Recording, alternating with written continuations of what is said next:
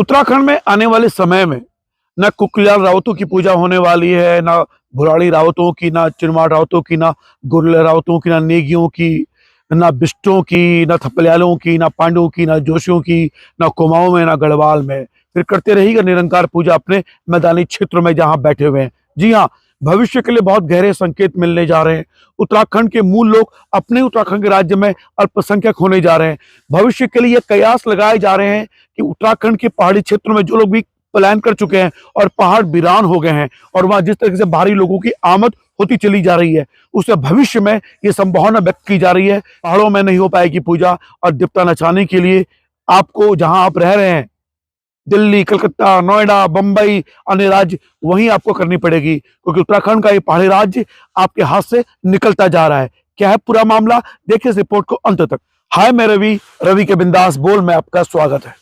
भू कानून मूल निवास उत्तराखंड के युवा 24 दिसंबर 2023 को देहरादून के परेड ग्राउंड में भव्य रैली कर रहे हैं, धरना प्रदर्शन कर रहे हैं।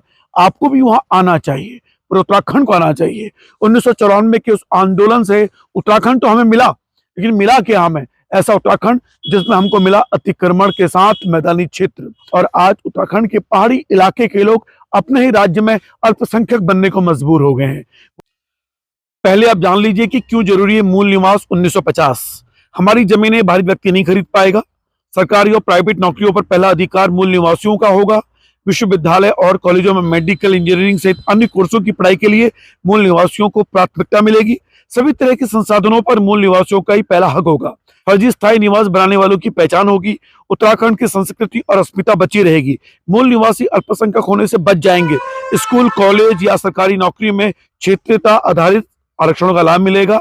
छात्रवृत्ति योजना, शैक्षणिक योजनाओं में फीस माफ की, फीस छूटने के लिए लाभ मिलेगा। बाहरी लोग मूल निवासियों का उत्पीड़न नहीं कर पाएंगे। उत्तराखंड में गुंडे बदमाश नहीं पनप पाएंगे और यहाँ के मूल निवासी खुली हवा में सांस ले पाएंगे। देखिए, मूल निवास भू कानून 1950 जो हमारे उत्तराखंड राज्य में लागू नहीं है, हर जगह ही लागू है। कौन थे वो लोग जिन्होंने हमारी पीठ पे छुरा भोंक दिया है उन उत्तराखंड के पहाड़ी लोगों की? सुनिए गौर से। दुख की बात यह है कि यहाँ पर हम किसी दूसरे समाज की नहीं बल्कि अपने उत्तराखंड के मूल निवासियों की बात कर रहे हैं, जो आज अपनी प्रदेश में दूसरे दर्जे का नागरिक बनने की ओर कगार पर पहुंच गया है, दोयम दर्जे का, जिसकी पहचान, संस्कृति, परंपरा और सभी तरह के संसाधन आज खतरे में आ गए हैं। हमारे अपने ही राज्य में हमारी पहचान का संकट खड़ा होने का सबसे बड़ा कारण है मूल निवास की व्यवस्था खत्म होना। मूल निवास का संवैधानिक अधिकार हमसे छीन लिया गया है।